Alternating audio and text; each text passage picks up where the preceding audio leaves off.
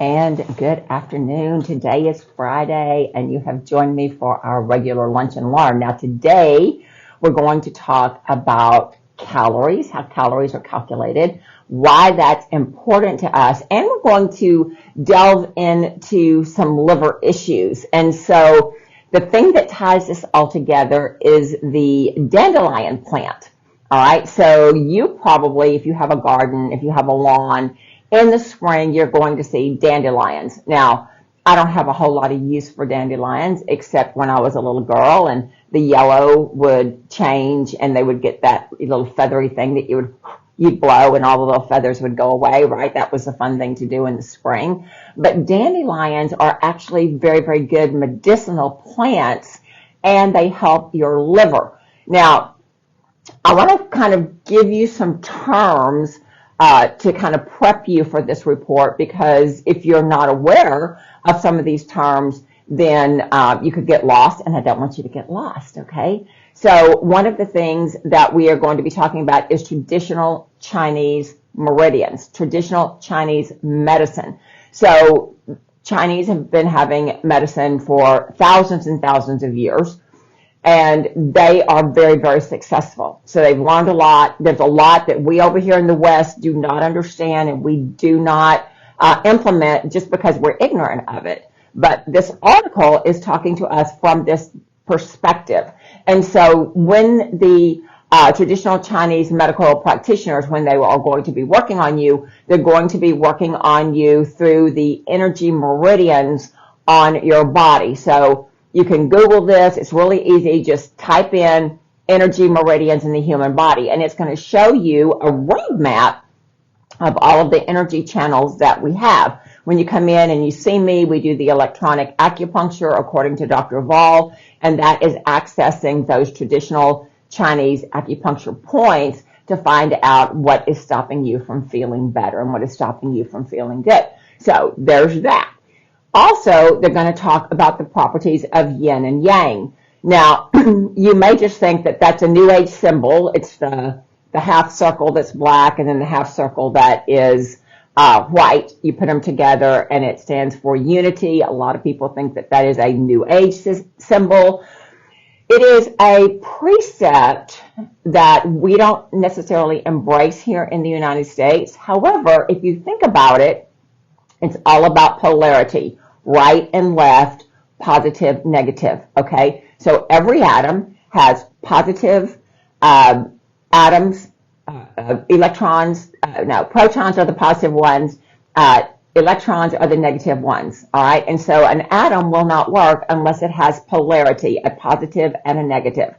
Human beings cannot have children unless there's a male and a female. So the concept of yin and yang is about completeness and wholeness. So don't kind of go off into left field when we start talking about this, about, oh, we're getting into New Age, because we're not getting into New Age. We're talking about balance. We're talking about balancing female energy with male energy, heat with cold, positive charge with negative charge, okay? So that's what we're talking about. So I just wanted to kind of give you some insight into that so you don't go off into left field and thinking I have lost my mind and we're into something that we're not into, okay? We are always into holistic medicine and how we can learn about this and how we can take this information and apply it to where we are today, okay? So dandelion's attributes come from its roots, its leaves, and its flowers. You may have gone to a fancy restaurant and found yellow petals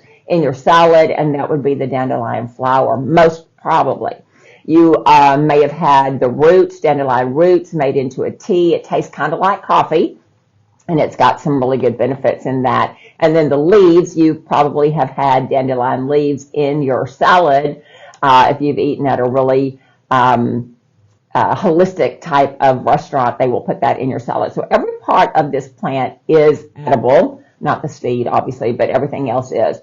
And so you might think that it is a weed that is in your garden, but really it has a lot of health benefits. It has a lot of nutrients, including vitamins A, C, K, and it has minerals such as calcium, magnesium, phosphorus, and potassium. Now, in traditional Chinese medicine, The uses of dandelion to nourish the liver, promoting bile secretion, thereby making use of the diuretic and anti-inflammatory characteristics.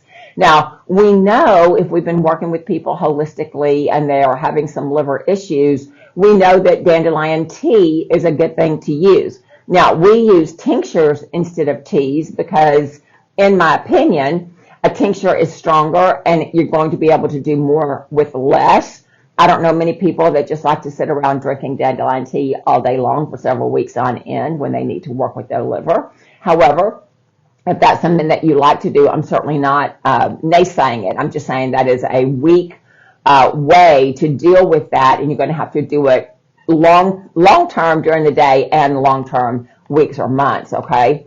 So it is anti-inflammatory, all right? So that is a good thing to understand. Also, if you're someone who has cardiovascular issues and you have swelling and edema and that kind of thing, dandelion would be really good for its diuretic properties. So just kind of keep that in mind, all right? Dandelion is also used for its anti-rheumatic effects, a finding supported by research into its, and forgive me if I say this wrong, kynurenic acid content. The metabolites of this acid possess antioxidant, anti-inflammatory, and pain-relieving properties, according to a 2013 study. A 2010 study published in the Internal Journal of Molecular Sciences mentioned that in folk medicine, dandelion was used to treat liver disease, inflammation, and various women's diseases such as breast and uterine cancers. So if that's something that runs in your family and that's something that you're concerned about, you might want to add dandelion to your supplemental regimen because it has been traditionally used for that. A quote, results show that treatment with dandelion root and leaf positively changed the plasma antioxidant enzyme activities and lipid profiles in cholesterol-fed rabbits. The authors wrote, this change can help reduce the high risk of high cholesterol, atherosclerosis, and coronary artery disease. So dandelion has cardiovascular protective properties as well. Now, traditional Chinese medicine, and this is where I don't want you to get lost, right? We don't follow this necessarily here in the United States, but we might be better if we did, okay? Sometimes we just don't know what we don't know, right? So traditional Chinese medicine follows the theory of the 5 elements: wood, fire, earth, metal, and water. The 5 elements can also be described as 5 phases. They describe different characteristics and properties of the material world. Now, we all know what fire, earth, metal, water, we all know what that is. For example, wood, with its cumulative and expansive pattern of absorbing nutrients, sunshine, and growing roots and branches, describes a particular biochemical process and properties. Fire, with its heat and transformative consumptive qualities, also describes a particular biochemical process. So I have never thought about heat and wood and that kind of thing. However, when I was reading this article and understanding what they were saying, it made perfect sense. And if we go with the body's design, then we're going to have much, much better results. And that's what I'm excited about. In Chinese medicine, the 5-element theory is used to describe the growth, activity, and the body and processes such as digestion and assimilation, okay? Digestion is a fire-based process. Now, we can kind of understand that because what do a lot of people get if they don't digest their food? They get heartburn, which is a fire-based process. And so when you think about you eat the food, it goes down, gastric juices, all that kind of stuff, and it literally gets dissolved and disintegrated by the heat of the hydrochloric acid in your gut. So it makes perfect sense when you think about it that way, but most people don't think that digestion is a fire process, all right? Food's caloric content, I love this, was originally calculated by dehydrating food and then burning it to measure the heat produced. In other words, actually burning food is an accurate way to describe the energy the body would obtain from the food during digestion. So this is how your calories are calculated, which was kind of like, oh my gosh, I had no idea. I mean, I know it takes X amount of energy to burn off X amount of calories. We know that. We all know that. But actually how that actually came to be, I thought that was very, very interesting. All right. Since the 5 elements or 5 phases have numerous interactions, it is important to understand that if we drink too much water with our meals, then we are diluting that stomach acid. We're not going to be able to dissolve the food that we eat, and so we're going to hamper that fire process of digestion. So our elements are wood, fire, water, metal, air, right? So your fire digestion, if you have too much water when you're trying to eat your food, then water does what? Water quenches fire. And so it sounds like rock, paper, scissors, right? So some people drink multiple glasses of water with their meals.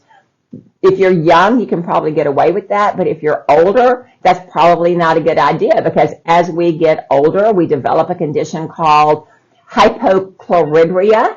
Try saying that 3 times fast, okay? Hypochlorhydria means that our stomach acid is not at the level that it needs to be to dissolve our food. And what is a symptom of that is heartburn. So we want you to just take sips of water when you are at your meal. If you feel like you need a lot of water, 30 minutes before your meal, you don't want to be drinking a lot, because you don't want that stomach acid to be diluted. You want it to be full strength so that it can do what it needs to do to metabolize your food, okay? So you don't want to drink too much water when you are when you're at your meals. I have an 8-ounce glass. I probably drink this much at my meal. I drink a whole lot more after, 30 minutes, an hour after my meal, I'll drink more. But at the table, I don't actually drink that much, all right? In Chinese medicine, the 5 elements are also related to 5 key organs: liver, heart, spleen, lungs, and kidneys, which are in turn described in terms of their positive and negative polarity. Okay, so we talked about that a little bit. Because the body doesn't exist in isolation from the physical world, all right, the Chinese medicine also factors in how different seasons affect the human body. And this is something that we don't do in the West. We might do it a little bit subconsciously, because we have Halloween, all the candy, we've got Thanksgiving. Certainly here in the United States, we've got Thanksgiving with all the, the feasting and the gratefulness. And then we've got Christmas with all the baked goods and all that kind of stuff. So a lot of people go into the new year and they're feeling very sluggish. They've gained weight, so they decide that it's time to do a detox, right? So actually, that's pretty good thinking, because the liver actually wants to detox in the spring. So I've done liver detoxing before, and there's a whole food plan and that kind of thing. And I have tried to do it in February, and I don't do well on it, because it's cold outside, I want warm, hot, comfort foods. I don't want cold salads and all the kind of foods you have to eat in order to help your liver detox. So your liver actually wants to detox in the spring. When do dandelion flowers appear? In the spring. So it's really interesting how nature facilitates us using those elements in order to work with the body. So that's really, really exciting, all right? During the expansive energy of spring, right, and what do we know about spring?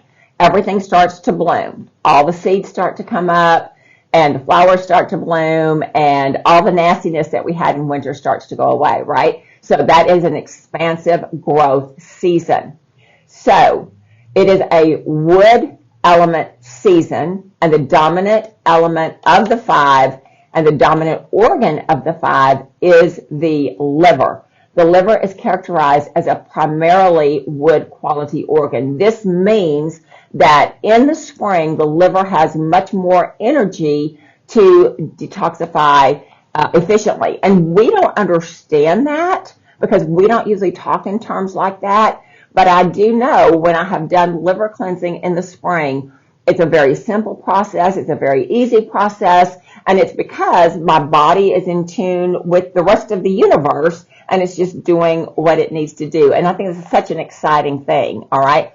The dandelion is linked to the liver and the stomach meridian, and it's highly regarded for nourishing the liver. Now think about your liver, right? Your liver is a filter. We know that all the blood goes through the liver multiple times a day, and the liver filters out the impurities in the blood. It's impurities from what we eat, what we breathe, anything that gets into the temple, right? The liver cleanses all of that. Well, the liver can become really, really congested, and that means it's so full of toxicity that it doesn't want to release all that. The way the body's supposed to work, you've got lymph nodes in your under your jaw, in your neck, in your armpits, down your spinal column, in the groin area, and then behind your knees. Now, the lymphatic system is the vacuum cleaner of the body, all right? We all need a vacuum cleaner. The lymphatic fluid goes in, and the liver cleanses it. The liver takes out all of its impurities, and then the liver dumps everything into the large intestine, and then that from the large intestine, everything goes out the way it's supposed to. So when we have people who are chronically constipated and they've got bowel issues, they've got IBS, constipation, anything that's not quite right, okay, then the liver's not able to detoxify. And so this is why men will get a big beer belly.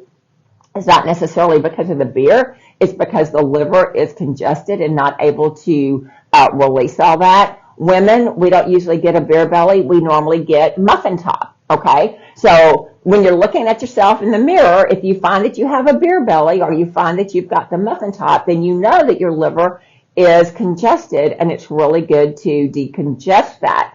We are understanding from reading this report that the best time to do that is in the spring. So this is a doctor. Her name, I think it's a her. Her name is Lu Chun. She is the doctor of medicine at University of Tokyo. All right, and she is saying that spring is a time that we need to detoxify the liver. She says that spring is full of life and vitality, and that the blood within the whole body relies on the liver for detoxification and protein synthesis. The synergy between spring and the liver can increase the activity of the liver. When the vital energy of the liver is too strong, then the liver tends to become hyperactive, and you will get symptoms such as dizziness, lightheadedness, tinnitus. All right, so we talked about tinnitus a few weeks ago, but we didn't talk about liver toxicity, but that's another thing. So the vital energy is the body, it's how it maintains its life force through breathing, right? We have to breathe in order to live, and through processing our food. It is also linked to the metabolic activities and functions of specific organs. So people suffering from chronic liver disease, they may see that they're more irritable in the spring because the liver is more active. And we know, we're going back to the liver cleansing, right? We know that when we are detoxifying the liver, that sometimes, especially with couples, we always tell the couples to do it together because the liver holds the emotions of anger, bitterness, and resentment. So when you are detoxifying the liver of all of its elemental properties, the foods we eat, the minerals that we don't eat, the metals, all the things that we're not supposed to having in our body, right? When we're detoxing all of that, we're also allowing the liver to have the energy to detox of those negative emotions, anger, bitterness, and resentment.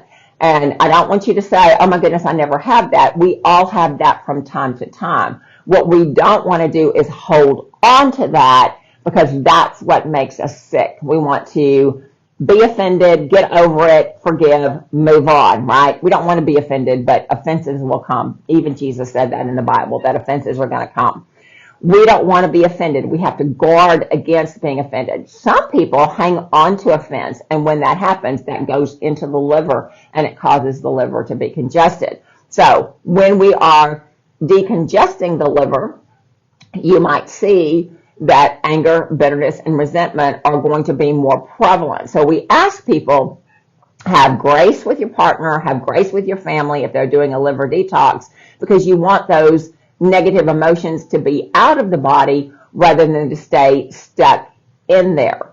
So if someone has a chronic liver disease, all right, then they are going to find that in the spring they are much more irritable and gripey because the liver is it's in an active state because it wants to detoxify, it wants to decongest itself, and these things are just going to happen, okay? So spring is the best time to do it. It's the best time to nourish the liver. When the liver is clean, the intestines are relaxed, and you can better ensure your health for the year ahead. So most people don't think about liver. They don't think about liver detoxification, but just think about your vehicles. All of us have vehicles, most all of us. We have to change the fuel filter. We have to change the air conditioning filter. We have to change the oil filter, right? In our homes, we change the air conditioning filters fairly regularly, right? Have you ever looked at an air conditioning filter? They're filthy. They're doing what they're supposed to do. They're cleaning the impurities out of the air so that we can live a healthy life. Same thing happens with your liver. And so you need to cleanse the liver regularly, especially after the age of 50. Now, if you're younger than 50, but you've got a chronic disease, an autoimmune disease, and you're taking all kinds of pharmaceuticals, then you're going to have to do more younger because all that is plugging up your liver, all right? And so we want to make sure, just like we would never take an air conditioning filter out of our home and use that to cook with, right, because it has all the impurities in it.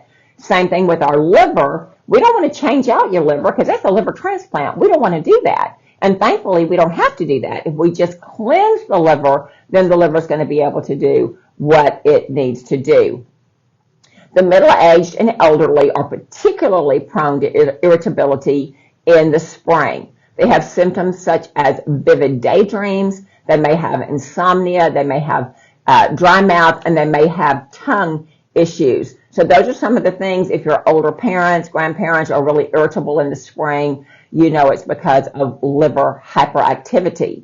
When the excess liver energy is not cleared, it will also affect the health of the cardiovascular and cerebrovascular system. So that is your heart and your brain. So that's not a hard stretch for us because we know that if someone is holding a grudge and they've got anger, bitterness, and resentment, they're holding that in your heart, right? We know that mentally they're going to be in a bad mood all the time. They're going to be aggressive. They're going to be all these things because we just know that. We may not understand the mechanics of that, but we know when people are gripey, right? We don't want to be the gripey people.